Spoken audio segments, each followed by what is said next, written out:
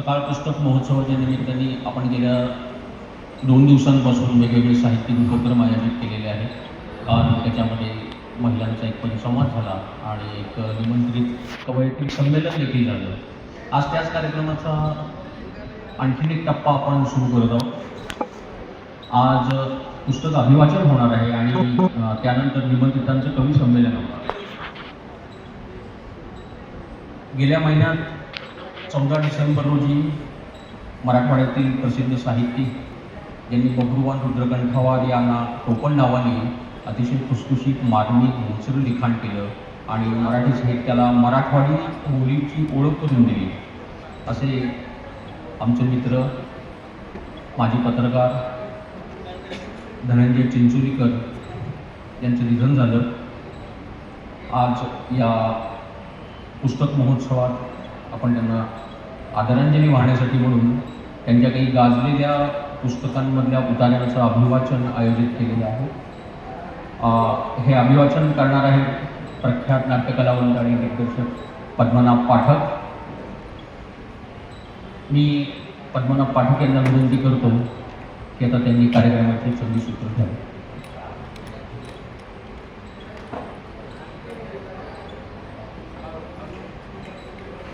Hello hello hello my test 1 2 hello hello hello hello hello.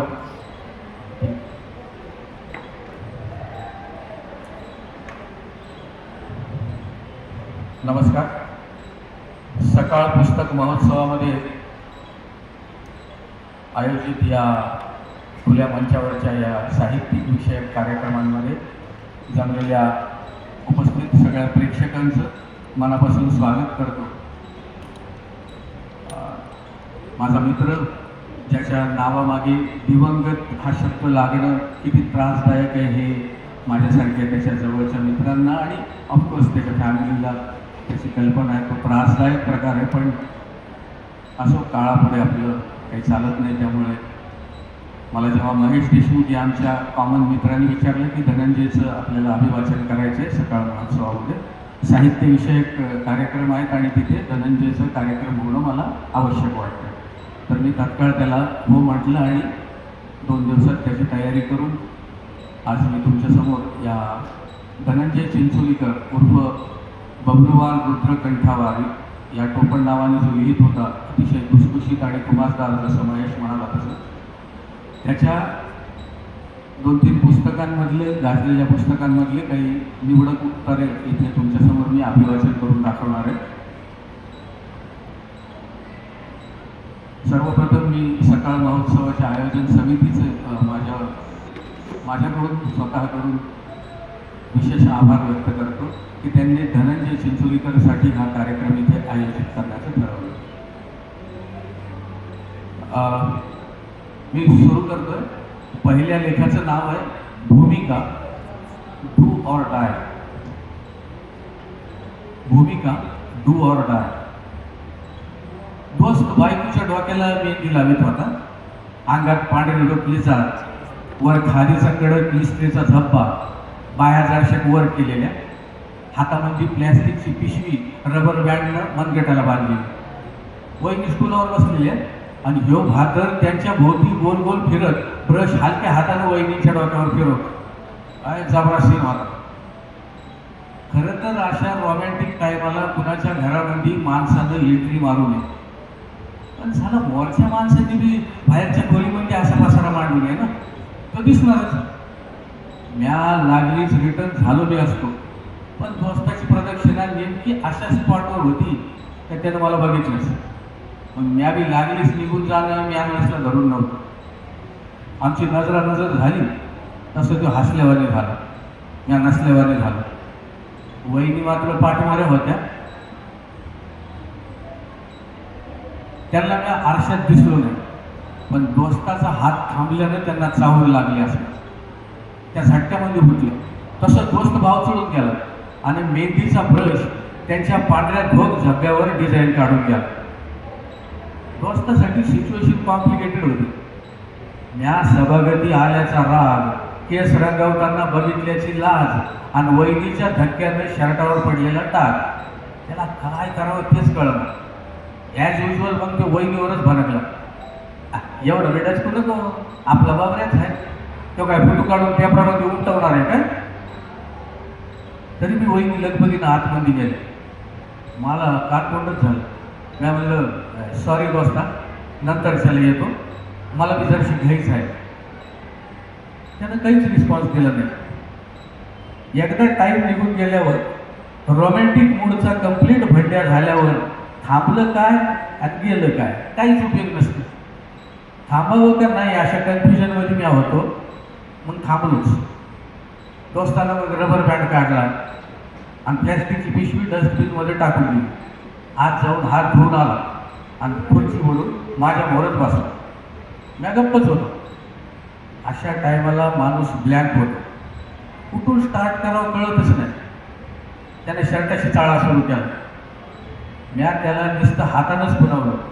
त्यानं खांद्यापासून shirt खाली ओढला आणि मान तिरडी करून मेहंदीचा डाग बघण्याचा प्रयत्न केला.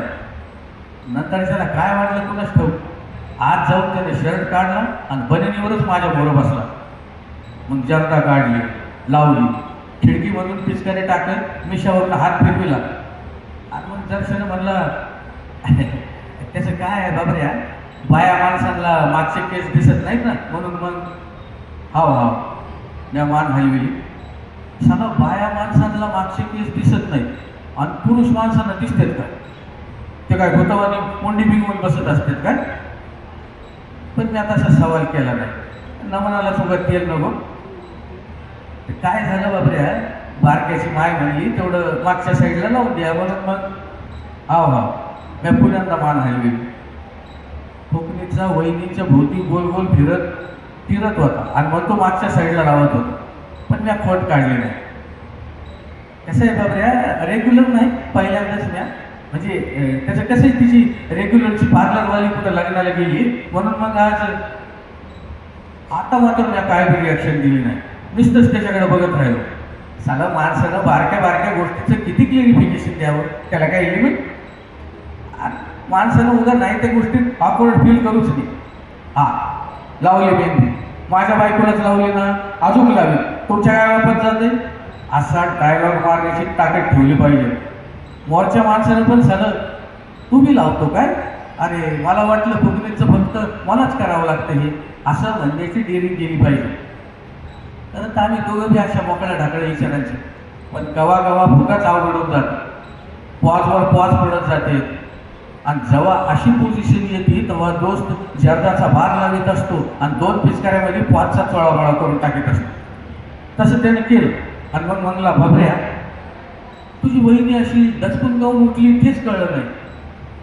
त्याला बहुतेक त्याच्या शर्टावरला डाग खुपत असणार. कसं येत असता वहिनीला ऑकवर्ड झाला असं, तू काय पोरगा माणूस आहेस काय. तसं नसतं दोस्ता, केस सारेच रंगवितात, हे साऱ्यांनाच माहीत असतंय. पण असं रंगवताना कुणी बघू नये वाटतंय, कारण ते नॅचरल नसतं ना. आणि जे नॅचरल नसतं त्या गोष्टी करताना माणसाला गिल्टी फील होत असतं. चला आपण आता एका पर्टिक्युलर एजमध्ये आलो आहोत बघा, आपले केस पांढरे होणारच. आणि पांढरे का होईना केस आहेत म्हणजे पूर्वी काळे केस होते हे आपसूक प्रूव्ह होणार. मग आपण ते रंगवले काय आणि नाही रंगवले काय, त्याला पोहायचं का होणार कशासाठी. माणसाची भूमिका कशी डू ऑर डाय अशी बिनधास्त असली पाहिजे. अच्छा म्हणजे दोस्ता तुझी भूमिका डायची आहे होय. हां पण माझ्या पिजेवर ते जरासं भरकलंच. पुण्यांदा त्याला शर्ट आठवला असला. सगळ्या डाय केलेल्या भूमिका घेतल्या की पांढऱ्या धोत झप्यावर धप्पे पडणारच. रंगवलेल्या गोष्टींना टाईम लिमिट असतो, त्या गावात तरी उघड्या पडतातच. मग ती केस असो नाही तर भूमिका. रंग ही गोष्ट सोयीसाठी असते, पण मग भूमिका तरी कशासाठी असते, ती बी सोयीसाठीच असते ना. या पुढं काही बोलणार तोच वहिनीने एकटी घेतली. डोक्यावरले सारे केस प्लॅस्टिकच्या पिशवीमध्ये कोंबून वहिनी चहाचा खेळ घेऊन आल्या होत्या. मी त्यांच्याकडे थेट बघितलं नाही. येता येता त्यांनी आमचं डिस्कशन ऐकलं असणार, कारण त्या बी सायलेंटच होत्या. आपलाच सब्जेक्ट चालू असणार आणि तो डिस्काउंटरला पाहिजे म्हणून त्या अशा घाईघाईने चहा घेऊन आल्या असणार। या गुपचीत एक कप हातात घेतला, दुसरा वाजताना ट्रे सगळं हातात घेतलं, सायलेंट, कोणीच काही बोललं नाही। वहिनी जायला माघारी वळल्या तेव्हा दोस्त म्हणला, हे बाबरे मी वहिनीच्या केसाला मेहंदी लावतो म्हणे। हां, मी आचम्यानंच बघितलं, म्हणजे मी असं स्टेटमेंट कवाच केलं नव्हतं। आले दोस्त मी चालू आहे, वहिनीला रिलॅक्स करण्यासाठी त्याने ह्यो डाव टाकला। ह्या काय ऑब्जेक्शन घेणार म्हणा, पण एक झालं, दोस्ताच्या स्टेटमेंटनं वहिनी पुन्हा पुढ्यात आल्या आणि म्हणल्या, वय भाऊजी बबलू वहिनी पार्लरमध्ये जात नाहीत काय? मी नुसतं हसलो, हाव किंवा नाही अशी कुठलीच भूमिका घेतली नाही। उत्तरादाखल चहाचा एक घोट घेतला, वहिनी हसत हसत निघून गेले। बाया माणसं फार हुशार असतील, मोरच्या माणसाला अडचणीत टाकत नाहीत, साऱ्यांच्या साऱ्या भूमिका त्या कोळून पेलेल्या असतात। ताजा कलम एवढं होऊन मी दोस्ताची फिलॉसॉफी कशी, तर कॉमन माणसाचं कसं असतंय, त्याचं कुठल्याही इव्हेंटवरचं एक्सप्रेशन उत्स्फूर्त असतं, म्हणून तीच त्याची ओरिजिनल भूमिका असते। एक्सप्रेशन दाबायचं आणि नंतरच्याला फुलपट्टी घेऊन ते मोजमापात बसवायचं म्हणलं का ते जादा ताणल्यानं किंवा दाबल्यानं तुटण्याची भीती असते। आणि भूमिका म्हणजे काय, प्लग नाही किंवा चार्जर नाही, भोकं बघून तिथं फिट करायला। तर सांगायचं असं की भूमिकेची गोष्ट आपण जादा फॉलो करू नये, हीच सापडतला आपली भूमिका असली पाहिजे, नाहीतर डू और डाय मधला ओरिजिनल डाय आपल्याच अंगाशी येऊ शकतो। आयुष्यभर यानंतरच्या लेखाचं नाव आहे लँडमार्क आणि सेकंड ओपिनियन।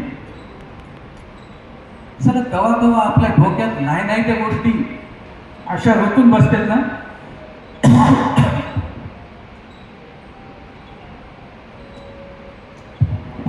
माफ करा,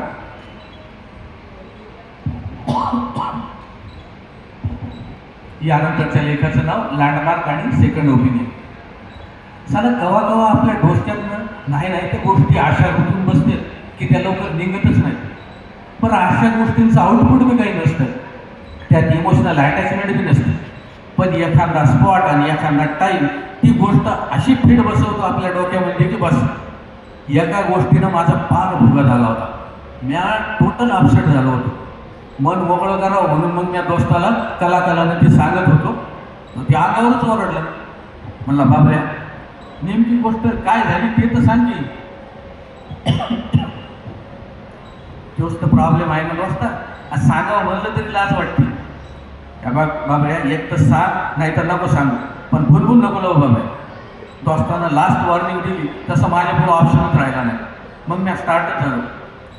कसं आहे दोस्ता, मागल्या सालची गोष्ट आहे, आपल्या चौकामध्ये एक मंगल कार्यालय आहे, तिथल्या हिरवळीवर लहान मोठे कार्यक्रम रेग्युलर होत असतात। मी कवा मवा जात असतो, तर अशाच एका कार्यक्रमात मला एक जुना फ्रेंड भेटला। म्हणजे असं की कार्यक्रम संपल्यावर मी गप्पा मारित असताना तो माझ्या मोरच येऊन उभा राहिला। पहिले तो ओळखूच आला नाही, नंतरच्याला मग ओळख पटली, दोघांना बी लय आनंद झाला। मी म्हणलं अरे वा कुठं राहतोस, तसं तो हसला। मग तिथूनच पलीकडच्या बिल्डिंगकडं वरच्या बाजूला हात करीत म्हणला, तो तिसऱ्या मजल्यावर डावीकडे दिसून राहिला ना, तो माझा फ्लॅट, गॅलरीत बसून कोणता बी कार्यक्रम बघता येतो मला, लय बेस्ट दिसतं तिथून, तुला लय टायमाला बघितलं, आज बी दिसलास म्हणून भेटायलाच आलो। मी म्हणलं अरे क्या बात आहे, म्हणजे ते तिकडून 2 नंबरची गॅलरी करा, तो फ्लॅट आहे काय तुझा? म्हणजे फ्लॅटचं नेमकं लोकेशन माझ्या ध्यानात आलं नव्हतं म्हणून मी विचारलं। कार्यालयातून दिसणारी अपार्टमेंटची मागची बाजू होती आणि दुसऱ्या तिसऱ्या मजल्यात मी कन्फ्यूज होतो। त्यानं मग अजून पुढं होत लेकरा बाळांना 1-2 आवाज देऊन बघितले, पण आवाज काय वरपर्यंत पोचलाच नाही आणि गॅलरीत कुणी आलंच नाही। त्यानं मग पुन्हा खानाखुणा सांगितल्या, माझा हात धरून हवेतच त्या गॅलरीवरून फिरवून आणलं, तरी मी कन्फ्यूजच होतो। तसं आखरीला तो म्हणला, ते बघ ते कपडे वाळू घातलेले दिसतेत ना तुला? अरे कपडे तर सगळ्याच गॅलरीमध्ये आहेत रे। ते बी खरंच आहे म्हणा, पण त्यातली ती डावीकडची तिथं त्या दोरीवर बघ ना, त्या दोरीवर दिसून राहिली ती लाल अंडरपॅन्ट माझीच आहे। मग कुठं मला नेमकी गॅलरी ओळखू आली, लाल अंडरपॅन्ट फक्त एकाच म्हणजे याच्याच गॅलरीत होती। दोस्ता साला अंडरपॅन्ट बी अशा लँडमार्क म्हणून कामाला येत असतील याचा कोणी कधी विचार केला असेल काय?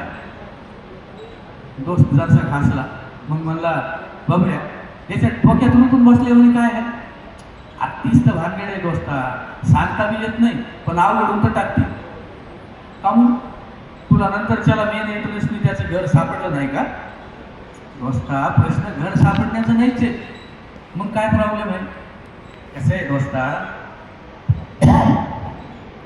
आहे दोस्ता कॉमन प्लेसवरनं अशा ओळखीच्या खुणा ध्यानात ठेवण्यासाठी माणसासाठी हेडेक होऊन बसतो ना तो. म्हणजे कसं बाबऱ्या जरा फोड करून सांग. कसं आहे दोस्ता मला घडी घडी कार्यक्रमाला तिथं जावं लागतं. बरं मग कुठं बी बसा साला तिथून त्याची गॅलरी दिसतेच, मग तुला बघून तू तिथे येतो का?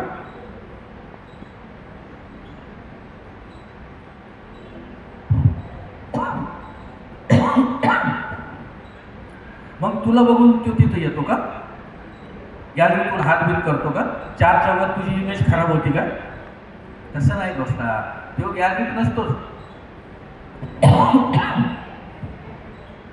मग तुला दर टायमाला तो गॅलरीत उभा पाहिजे?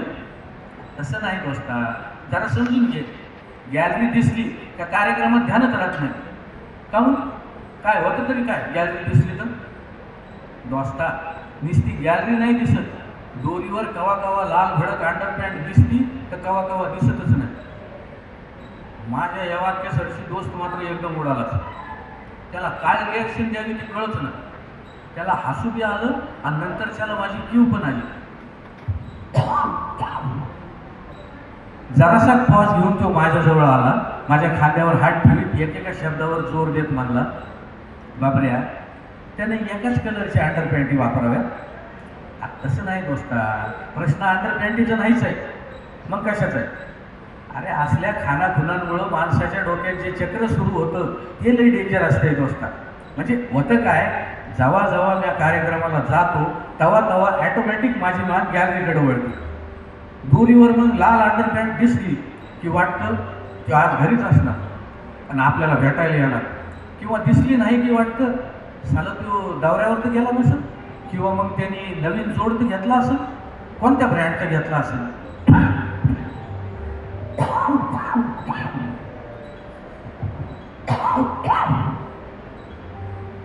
यू डोंट बिलीव्ह दोस्ता, परवाच्याला तुम्हाला स्वप्न पण पडलं. कसं? अंडरपॅन्टीचं का तोच स्वप्नामध्ये आला? दोन्ही. तुला सांगतो दोस्ता, स्वप्नामध्ये मी तिथे कार्यक्रमाला गेलो होतो. कार्यक्रम चालू होता, चांगला होता. तेवढ्यात माझं लक्ष गॅलरीकडे गेलं. ह्यो नेमका गॅलरीतच उभा होता. त्यानं मला बघितलं आणि हात हलवला. मी हात हलवलं नाही, नुसतं हसून बघितलं त्याच्याकडं. त्याला वाटलं मी त्याला ओळखलंच नाही किंवा गॅलरी मला ओळखूच आली नाही. त्यानं माझ्याकडे बघून दोरीवरची लाल भडक अंडरपॅन्ट खसकन ओढून घेतली. मला वाटलं आता तो खाली फिरतो काय, माझी तंतरली, पण तो तसाच आत निघून गेला. मग मी कार्यक्रमात परत कॉन्सन्ट्रेट झालो, पण डोक्यात गॅलरीच होती. साधा आपल्याला भास होत आहे, आपल्या मनाचे खेळ आहेत असं मी मला वाटलं. जरासा टाईम गेला, मग पुण्यांदा माझी नजर गॅलरीकडे गेली, पण तिथं कुणीच नव्हतं. मला वाटलं तो आंघोळीला गेला असेल. मी खाली मान वळवला, तोच तो परत गॅलरीत आला. त्यानं पुण्यांदा हातवारी केली, मला काहीच कळलं नाही. तसं तो परत आतमध्ये गेला, त्यानं आतून स्टूल आणला, त्याच्यावर तो उभा राहिला आणि अंगावर दिसली लाल भडक अंडरपॅन्ट मला दाखवू लागला. मला वाटलं आता ह्याचा झोप जाणार आणि असाच दिसल्या मजल्यावरनं आपल्या पुढ्यात येऊन पडणार. मला लय घाम फुटला बसता, काय करावं तेच सुधरणार. मी सभोवती बघितलं तर लोक माझ्याकडेच बघत होते. म्या मग गॅलरीतली नजर हटविली आणि कार्यक्रमात इन्व्हॉल्व्ह होऊ लागलो. तरी मी घाम काही थांबच ना. कार्यक्रम लवकर संपावा म्हणून मी देवाची प्रार्थना करू लागलो. हळूहळू नॉर्मल होऊ लागलो आणि तवाच धडधड असा आवाज माझ्या कानावर आदळू लागला. तो लईच जोरात होता. मी आवाजाच्या दिशेनं कान लावले तर तो पायऱ्या उतरण्याचा आवाज होता. रिमोटनं व्हॉल्यूम वाढवत न्यावा तसा वाढत चालला होता. माझ्या ध्यानात आलं, आपण गॅलरीत बघत नाही म्हणून ह्यो लाल भडक अंडरपॅन्ट घालून पायऱ्या उतरत असणार. 2-4 मिनिटात ते इथंच कार्यक्रमाच्या स्पॉटवर येणार, साऱ्या पब्लिक मोर आपल्याला ती अंडरपॅन्ट दाखविणार, गॅलरीकडे बोट करणार आणि ओळखलं का म्हणून विचारणार. टोटल हातरून गेलो बसतात. कार्यक्रम अर्ध्यात सोडून असा चिंगट पळलो मी बास. माझ्या त्या स्वप्नावर दोस्त फिरी हसू लागला. इतका का नंतरच्याला त्याने सारा भार माझ्या खांद्यावर दिला. कोणाला कवा कोणती गोष्ट अपील होईल काही सांगता येत नाही. मी आता सांगून मोकळं झालो. आता दोस्ताच्या डोक्यात ती लाल भडक अंडरपॅन्ट पक्की बसली असणार हे मला माहीत होतं, पण म्या त्याला त्यातला सिरियसनेस काही सांगितलंच नाही. ताजा कलम. आपले सिनियर आणि टीचर यांनी लहानपणापासून एक गोष्ट लई हॅमर केली असते आपल्यावर. आपल्या ॲरोगंट होण्याचे यश पत्तूर आपल्याला सांगत असते, ध्यानात ठेवा, आळस हा माणसाचा शत्रू असतो. आपण बी ती इमानदारीनं ध्यानात ठेवतो. खरं तर तिची पुढची डेव्हलपमेंट दुसरी साईड आपल्याला सांगितलेलीच नसते. मोठं झाल्यावर आपल्याला कळतं आळस हा माणसाचा शत्रू असो नाही तर नसो, पण शत्रू मात्र कधीच आळशी नसतो. तो लईच अलर्ट असतो आणि जागरूक असतो. तो कंटिन्यू पाठपुरावा करीत असतो, कार्यमग्न असतो, नवनवे फंडी शोधित असतो. आपण नुसतं आळसाचं गाणं आलेलं बसतो, मूळ शत्रूकडं आपलं ध्यानच जात नाही. फुकटीचं आपल्याला धड कुणाचा शत्रू बी होता येत नाही. यानंतरच्या लेखाचं नाव आहे कॉस्ट्युम अवेअरनेस. बघूया आपल्या देशामध्ये सापरातला किती एक वाघ असतील ना. टीव्हीवरल्या पॉलिटिकल न्यूज बघता बघता दोस्तानं मला विचारलं. दोस्ताच्या क्वेश्चननं स्टार्टिंगला मी डचकल होतो. शाळेला त्याला असा प्रश्न अशा टायमाला काऊन पडला असं. होल वर्ल्डमधले बाकीचे सारे सब्जेक्ट कंटेन्स होऊन कोपऱ्यामध्ये आंगे सोडून बसलेत काय. पण मी तसं डायरेक्ट काही त्याला म्हणलं नाही, कारण कोणाला कशावरून काय स्ट्राईक होईल याचा भरोसा नसतो. मी सायलेंटच राहिलो. तसं ते पुढं मला बघूया, वाघ खरंच मोजता येतात का, त्याला काही बेस असतो का, एकच वाघ पुन्हा पुन्हा त्यांच्या मोहरा आला तर त्यांना ओळखून येतो का, तो ती यादीमध्ये त्याला डबल पकडीत नाहीत का. आम्हाला दोस्तार असं कसं. फॉरेस्ट डिपार्टमेंटचे लोक मचानावर रात्रात बसून राहते, त्यांची नजर तेज असते, जबरा स्टडी असतो, त्याच्यावर डाऊट घेता येत नाही. पण मग न दिसणाऱ्या वाघांचं काय, तो यादीतून सुटला म्हणजे तो नसतोच का. हां कसं आहे दोस्ता, तो दिसतच नाही असं बी मला वाटत नाही. कवा ना कवा तो बाहेर पडतोच ना. आणि बाबऱ्या जो दिसतो तो वाघच असतो असं तरी कसं. आता मात्र मी दोस्ताकडे रोखून बघितलं. वाघ ओळखण्यात कन्फ्युजन कसं असू शकतं. पण दोस्ताला असं बंबार्डिंग स्टेटमेंट करायची जुनीच आदत आहे. मी पुण्यांदा सायलेंट राहिलो. त्यानं मग मला एक किस्सा सांगितला. तो म्हणला बाबऱ्या एक लई मोठं जंगल होतं, त्यात सारे ॲनिमल आनंदामध्ये राहत होते. पण एक दिवशी जंगलाचं नशीब फिरलं, तिथं बदलाचे वारे वाहू लागले, हळूहळू क्रांती झाली, बंड झालं. आपल्याकडं नाहिरेकडून स्टार्ट होत असतं, तिथं आहेरे क्लासमधून स्टार्टिंग झाली. पहिला आवाज काढला वाघानं. आपलेच 10-5 भाऊ जमा करून वाघातला एक लीडर म्हणला, दोस्त हो, जमाना किती बदलला आहे, फॅशनची दुनिया काळाला उलटून पुढं गेली आहे, आणि अशा टायमाला आपण किती दिवस पट्टेवाले राहायचं. पट्ट्याची फॅशन केव्हाच गेली. पब्लिकच्या इजारी बी गेल्या आणि अंडरपॅन्टी बी बॉर्डर आउट झाल्या, आणि आपण राजे असून अजून पट्ट्यावरच. नाही नाही नाही, ध्यानात ठेवा, आताचा टाईम बदलाचा आहे. सांप्रतला बदल झाला नाही तर फ्युचरमध्ये आपले बछडे बकऱ्या बुकऱ्याचे शॉर्ट कपडे घालून हिंडू लागतील. लीडर वाघाच्या या नव्या थॉटवर जबरा डिस्कशन झालं. म्हणजे वळचणीतल्या जुन्या थॉडांनी पहिल्यांदा नापूस केला, पण न्यू जनरेशननं मात्र फुल सपोर्ट दिला. दोन्ही साईडचं लॉजिक बरोबरच वाटत होतं. म्हणजे सिनियर सिटीजन म्हणले का, अरे पट्टे नसले तर आपल्याला कोणी घाबरणार नाही, पहिल्यावानी दरारा राहणार नाही, कुणी बी आपल्या पंक्तीला बसत. तर वाघातले पोट्टे छोटे म्हणले नाही नाही, आम्हाला चेंज पाहिजे आहे. अरे सापरातला दरारा ठेवण्याचे नाही, खरारा मिळवण्याचे दिवस आहेत. नुसती कुणी नुसतं वळकून टाकण्यापेक्षा पोटाला 2 घास मिळणं इम्पॉर्टंट असते. तो वाघाच्या अशा हालचाली स्टार्ट झाल्या, तसं बाकीच्या ॲनिमलनी बी आवाज बुलंद केला. वाघावादी साऱ्यांनाच कातडी बदलण्याचा ॲनिमल राईट आहे असं म्हणून आंदोलन बी स्टार्ट झालं.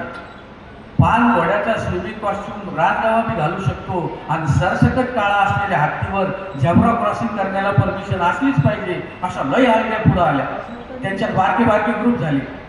पहिल्यांदा आकारावरनं, नंतरच्याला व्हेजिटेरियन नॉन व्हेजिटेरियन, मग त्याच्यानंतर पॉलिटिकल सेन्स ध्यानात घेऊन त्यांची स्थापना झाली.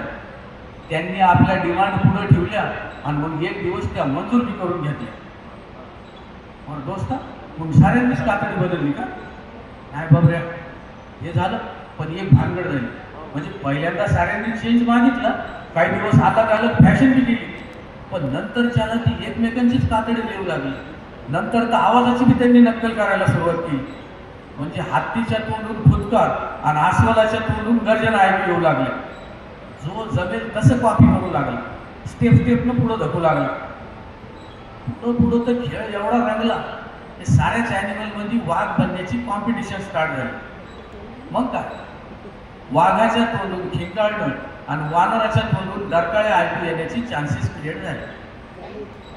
जो दिसतो तो वाघच आहे असं कन्फर्म सांगता बी येईना, आणि मोर जे काय दिसतंय त्याला वाघ नाही असं म्हणण्याची डेअरिंग बी होईना. तर काय आहे, तर वाघांची पोझिशन अशी अवघड होऊन बसली आणि ओरिजिनल वाघांना मग जाग आली. ज्याला कॉस्ट्युम चेंज करणं आपल्यावर बुमरॅग होतात काय, म्हणून त्यांची झोप उडाली. फुकणीचं पट्टी बदलून शिकार तर काही मिळालं, पण स्वतःची शिकार होण्याचे चान्सेस वाढले. पुढं मग वाघांनी आपला डिसिजन मागं घेण्याच्या हालचाली सुरू केल्या. त्यांनी मिटिंग बोलवली, पण तेव्हापर्यंत बाकीच्या ॲनिमलनी एवढा फ्रीडम एन्जॉय केला होता की वाघाला कोणी जुमानायलाच तयार नव्हता. त्यातल्याच एका बगर वाघानं मग आपणच वाघ असल्याचं ठणकावून सांगितलं, आणि तो म्हणला, नाही नाही, पर्टिक्युलर असा एक कोणी वाघ नसतोच आहे. वाघ हे नाव नाहीच, प्रेस्टीज नाही, ती एक कन्व्हिनियंट रिस्पॉन्सिबिलिटी असती, ती पॉवर असती. व्हिज्युअलमध्ये दिसत नसला तरी साऱ्याच ॲनिमलमध्ये एक वाघ असतोच. सत्तेच्या भाषेत सांगायचं असेल तर त्या एरियामध्ये जो कोण अवेलेबल असतो, जो जंगलातल्या साऱ्यांना धरून चालतो आणि टायमावर आपणच वाघ, बाकी सारे बगर वाघ असं दाखवून देत असतो, त्याला वाघ म्हणत असतात.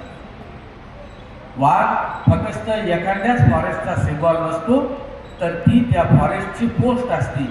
ज्या त्या फॉरेस्टच्या कुवतीवर ती पोस्ट कोणाकडे ठेवायची याचे मॅथमॅटिक्स असतं.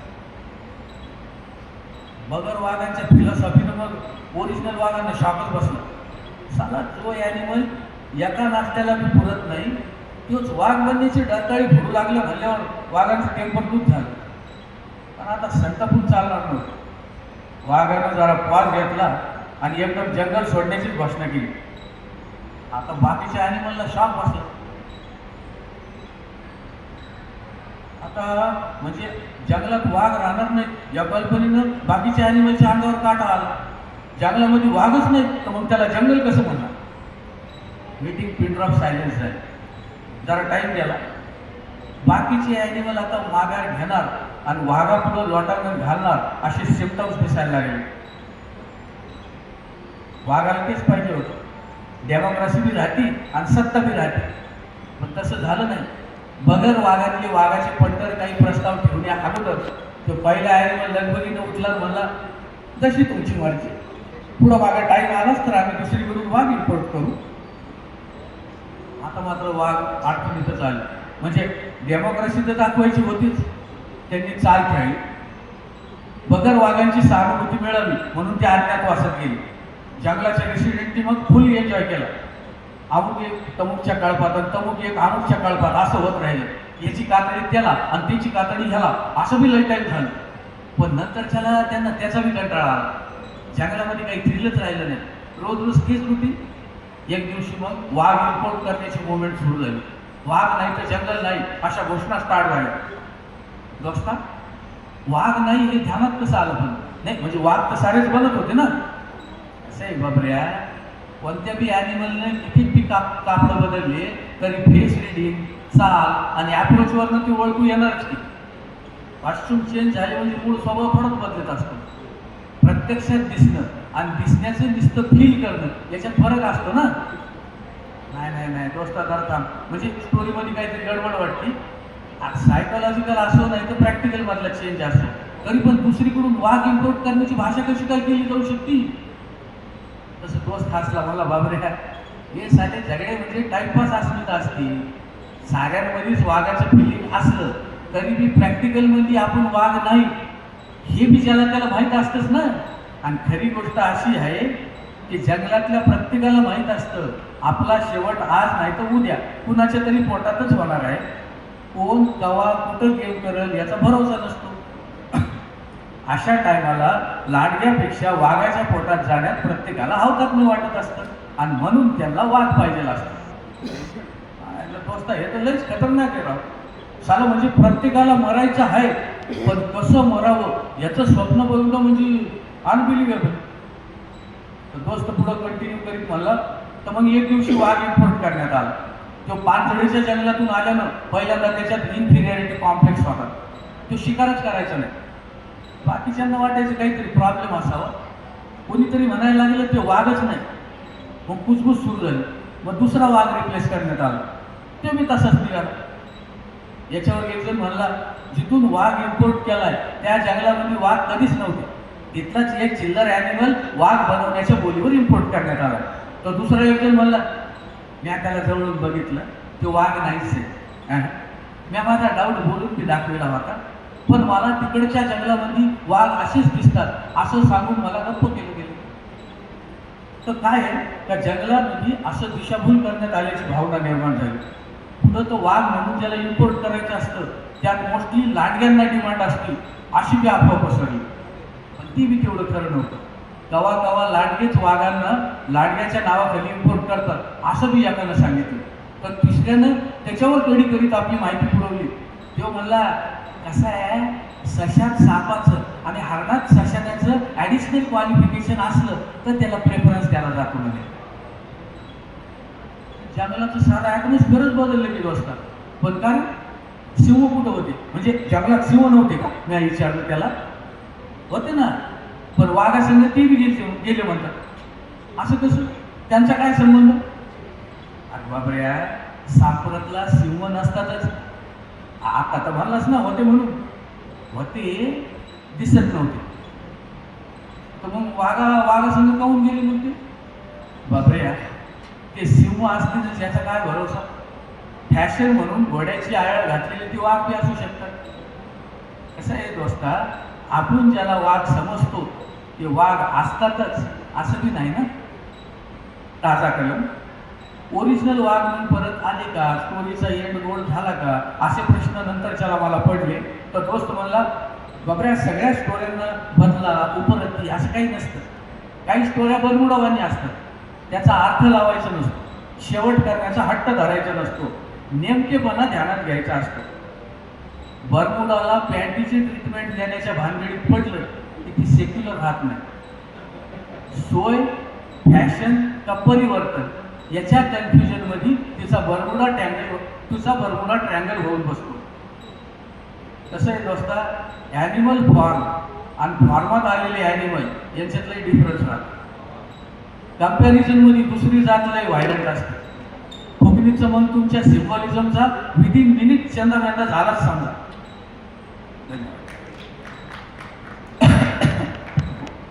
यानंतरच्या लेखाचं नाव आहे जातीचं मॅथमॅटिक्स.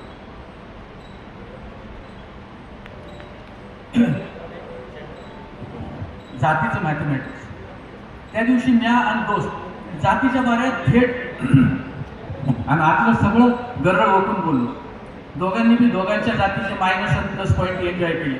नंतरच्याला दोघांच्या बी जातीचा अभिमान प्रकट केला. आखरीला दोघांच्या बी जातीला शा घातल्या. जराशा अँथ्रोपॉलॉजीच्या गप्पा बी हाणल्या. पण जादा गती नसल्यानं आणि वरवरचं नॉलेज कवा कवा अंगलट येत असल्यानं तो सब्जेक्ट आम्ही तिथंच एंडावला. पण जातीचे बेनिफिट कुणी कशी घेतले आणि कशी कुणाला फुकटात मिळाले याचं बी मॅथमॅटिक्स आम्ही मांडून बघितलं. आणि मग नंतर कवा कवा आपला बी नाईलाज असतो. आपल्या मनामध्ये असो नाही तर नसो नाही म्हणता येत नाही अशी थिअरी बी त्याच्या सपोर्टसाठी आम्ही मांडली. नंतर झालं मग आम्ही बाकीच्या जातीवर बोललो. तरी बी टाईम बोलला. तेव्हा देशभरातल्या आणि नंतर तर जगभरातल्या प्रॉमिनंट जाती घेतल्या. त्याच्यावर आपापल्या कुवतीनं आम्ही दोन्ही साईडला डिस्कशन केलं. नंतर त्याला जादाच मोकळं झालो तेव्हा दुसऱ्या धर्माचा सब्जेक्ट घेतला. पण दुसऱ्या धर्माबद्दल आपल्याला जादा माहिती नसते ना. त्याच्यामुळं आम्ही बरोबर आधी गाऊन हाना म्हणून आपलं ते रिलिजनमध्ये आपल्याच रिलिजनमध्ये लिहिलेलं बरं म्हणून मग आम्ही एक कन्व्हिनियंट सोल्युशन काढलं. दुसऱ्या धर्मात चांगलं काय आणि आपल्या धर्मात वंगाळ काय एवढ्यावरच डिस्कशन केलं आणि 2-4 डायलॉगमध्ये ते आठवूनही घेतलं. सगळं झाल्यावर आम्ही दोघं बी कसे न्यूट्रल आणि जाती धर्म न मानणारे असल्याचं परस्परात प्रूव्ह करून घेतलं. आपण जातीवादी नसल्याचं सारेच सांगत असताना आणि मनामध्ये त्या अजूनच मजबूत होत असतानाचा यो काळ. तर आमचं डिस्कशन चालू असताना अभ्यासात तोंड खुपसून बसलेला दोस्ताचा पोरगा बारक्या उठला आणि सभागती म्हणला, बघू अंकल, सांप्रतला कोणती जात सेफ आहे? पहिल्यांदा तर आम्ही नाहीच टच करू. हे बारक्या साईडला स्टडी करत बसला होता, हे आमच्या ध्यानातच आलं नाही. साला आमचा सारा जातीवाद त्यानं ऐकला असणार म्हणून आम्हाला लयच गिल्टी फिलिंग आलं. असे कोणत्याही जातीच्या बाऱ्यात बोलायचं असेल तर आजूबाजूला बघून बोललं पाहिजे. साला ॲटमॉस्फिअर लयच मोठं झालंय आणि लहानाल्या पोरांना बघा तो बिलकुल बोलू नये. लहानाल्या पोरांना आताच कशाला या भानगडीत पाडा ना, नंतरच्याला ते आणि त्यांच्या काळातलं ॲटमॉस्फिअर. पण झाले बसताचं बारक्या चॅप्टर देणं आहे. आमचं सारं डिस्कशन होईपर्यंत खूपशीत बसला होता सुकळीचा. अजून बी सायलेंट बसला असता तर आमची एक्सप्रेस चालूच राहिली असते. पण आता करणार काय ॲक्शन घ्यावी आमचं आम्हालाच कळलं. दोस्त आणि म्या नुसतं बावचळल्यावर एकमेकांकडे बघू लागलो. ॲज युजल मग आम्ही हटकून त्याचा प्रश्न निघलेत केला. आपण काही ऐकलंच नाही असं दाखवलं की पोरं आपसूक दुसऱ्या गोष्टीकडे तर्क होत असते. आम्ही दोघं बी सायलेंट राहिलो. तसं बारक्या जागेवर उठून आमच्या मोरच येऊन उभं राहिलं. तेव्हा तर आम्ही अजूनच बावचळलो. साला होतं काय की कुणाला निग्लेक्ट करायचं असेल तर आपण लागली दुसऱ्या सब्जेक्टमध्ये घुसायला पाहिजे. आपण नुसतंच सायलेंट राहिलो की मोर्चाला वाटतं या आपल्याच प्रश्नावर विचार करून राहिलो, मग ती उत्तराची वाट बघत राहतो. आता आमचं बी तेच हुकलं. आमचा पॉज आमच्याच अंगलट आला. चट्ट्यामध्ये आमची तोंड झाली. बारक्या आणखीन मान पुढं करून उभा राहिला. सर आम्ही अजून सायलेंट राहिलो असतो तर बारक्यानंच काहीतरी लॉजिक मांडलं असतं आणि आमच्याच नॉलेजमध्ये भर घातली असते. भुकणीचा आपल्याच इज्जतीचा भुकणा. आता दोस्त त्याला टॅकल करीन असं मला वाटलं होतं. बारक्याला त्याने एखादी झापड लागवली आणि नुसतं आकलून द्यावं, पण दुसरून बसला होता. अशा टायमाला मग सारी रिस्पॉन्सिबिलिटी आपल्यावरच येत असते. मग आपल्याला दोन्ही साईडने विचार करावा लागतो. साला पोरांना लैंगिक शिक्षण दिलं पाहिजे म्हणून साऱ्या जमान्याचा आरडाओरडा होत असतो. त्याचा इम्पॉर्टन्स सांगितला जात असतो. खरं तर पोरांना सेक्स एज्युकेशन संघ कास्ट एज्युकेशन बी दिलं पाहिजे. जातीच्या बाऱ्यात पोरांचं नॉलेज वाढलं तर काय हरकत आहे. आत्तापासूनच त्याला हे मॅथमॅटिक्स कळायला लागलं तर फॅसिस्ट ते कम्युनिस्ट आणि कम्युनिस्ट ते फॅसिस्ट असा मोठ्या माणसांचा जो कन्फ्यूज जर्नी होतो तो त्यांना करावा लागणार नाही. त्यांचा टाईम वेस्ट जाणार नाही. बरं ते न्यू जनरेशनमधल्या पोरांच्या इनोसंट प्रश्नानं आपलं बी नॉलेज वाढू शकते एखाद्या टायमाला. म्हणून मग या दोस्ताला म्हणलं, दोस्ता बारक्याला आपल्या डिस्कशनमध्ये इंटरफेअर करून दे. सालं लहानाल्या पोरांचं कसं प्रश्नाचं आपण ॲन्सर दिलं पाहिजे नाही, ती पॅरेंटची रिस्पॉन्सिबिलिटी असते. दोस्त मान्यच हाव म्हणलं. मग आम्ही बारक्याच्या प्रश्नावर विचार केला. मग मात्र आम्ही भयानक झालो. शाळेला सांप्रतला कोणती जात सेफ आहे? पण बारक्या मुलं अशा गोष्टी डिस्कस करण्यात रिस्क होती. नंतर त्याला सांगतो म्हणून दोस्ताने त्याला हुसकून लावलं. साला पॉलिटिशियनच्या पोरांनाच कास्टिझम शिकलेलं असं टिकावून असते की. बारके गेल्यावर आम्ही मग पुन्हा हिशोब मांडून बघितला. एक सॅम्पल चार्ट घेतली, तिचे निगेटिव्ह पॉईंट काढले, पॉझिटिव्ह पॉईंट काढले. नंतर त्याला बाकीच्या जातीमध्ये एक्झाम्पल जातीच्या बाऱ्यात काय काय म्हणतात याचा अंदाज बांधला. असं करता करता साऱ्या जातीच्या बाऱ्यात आमचं काहीतरी छोटं मोठं ऑब्जेक्शन निघालं. म्हणजे काय ना काहीतरी खोट होतीच. एक बी जात सेफ नव्हती, एकीला बी फुल सपोर्ट नाही. पण साऱ्याच जातीमध्ये स्वतःबद्दलचा अभिमान मात्र दिसत राहिला आणि त्याचा आम्हाला कल्चरल आनंद बी झाला. बारक्यानं आम्हाला लयच डबरा टॉपिक दिला होता. किती बी महिने जो पुराच असतो, किती बी डिस्कशन करा, रिझल्ट झिरोच. हातात काही बी लागत नाही. तेच लॉजिक, तोच अपोज, तोच सपोर्ट आणि तेच चराट. आता बारक्याच्या प्रश्नाला काय ॲन्सर द्यावं माझं तो डोसकं चावून झालं. विचार करण्याची ताकदच खतम झाली होती. मग दोस्तानेच एक आयडिया काढली. तर मला बाबऱ्या पोरांना साऱ्याच गोष्टीत परफेक्ट करण्याची फॅड आपण सोडून देऊ. मी सांगतो त्याला एक ॲन्सर. अरे ॲन्सर सापडलं काय तुला दोस्ता? बोलतो मला तू सांग. डोंट बॉदर बाबऱ्या, मी बरोबर हँडल करतो असं म्हणून दोस्तानं बारक्याला बोलवून घेतलं. त्याला मोर बसवलं. तो बी एक्साईट झाला होता. मला बी उत्सुकता होतीच. मग बारक्याच्या खांद्यावर हात ठेवून दोस्त म्हणला, बारक्या, सांप्रतला फक्त एकच जात सेफ आहे, तीच आपण मानली पाहिजे आहे. आपल्या देशासाठी तीच इम्पॉर्टंट आहे. कोणती? बारक्याने विचारलं. तो लयच घायकुतीला आला होता. दोस्ताने एक वार माझ्याकडे बघून डोळे मिचमिचे केले. सेकंदभर मला बी दोस्ताचा अभिमानच वाटलं. लय प्राऊड फील झालं. तसं बारक्याकडे बघून दोस्त म्हणला, बारक्या, सांप्रतला माणूस ही जात लय सेफ आहे. तसं बारक्या दोस्ताच्या हाताला झटका देत उठला आणि म्हणला, ए फादर, अशी टोपण जात फेकून आलं माझ्या तोंडाभरून. मी काय पब्लिक नाही, तुमचा पोरगा आहे. प्रॅक्टिकलमध्ये बोला. पहिलीपासून सारेच माणूस जातीचं सांगत असतात, पण तशी एक बी जात आपल्यामध्ये नाही. संस्कार म्हणून पहिली दुसरीच्या पोरांसाठी हे आन्सर चांगलं आहे, पण आमच्यासाठी नाही. बारक्यानं संस्काराचा चोळामोळा करून ते असं भेटवून दिलं आणि मी आज दोस्त अजूनच भाव चढल्यावर झालं. सांगा 10वी 12वी पत्कूर तर आम्ही हेच आन्सर देत होतो. आमच्या त्याच्यापेक्षा बी लहान असताना तुला फ्युचरमध्ये काय व्हायचंय बाळ्या असं कोणी विचारलं तर आम्ही माणूस असं आन्सर द्यायचं. मोठा माणूस मग कौतुकानं पाठीवर शाबासकी द्यायचं. पण सांप्रतला साला आपण समजतो तेवढी सांप्रतची जनरेशन इनोसंट नाही राहील.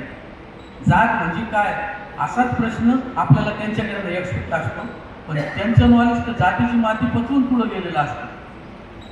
ताजा कलम तर काय, दोस्ताच्या पोरानं बारक्याने आमच्या डोसक्याचा फार भुगा करून टाकला होता.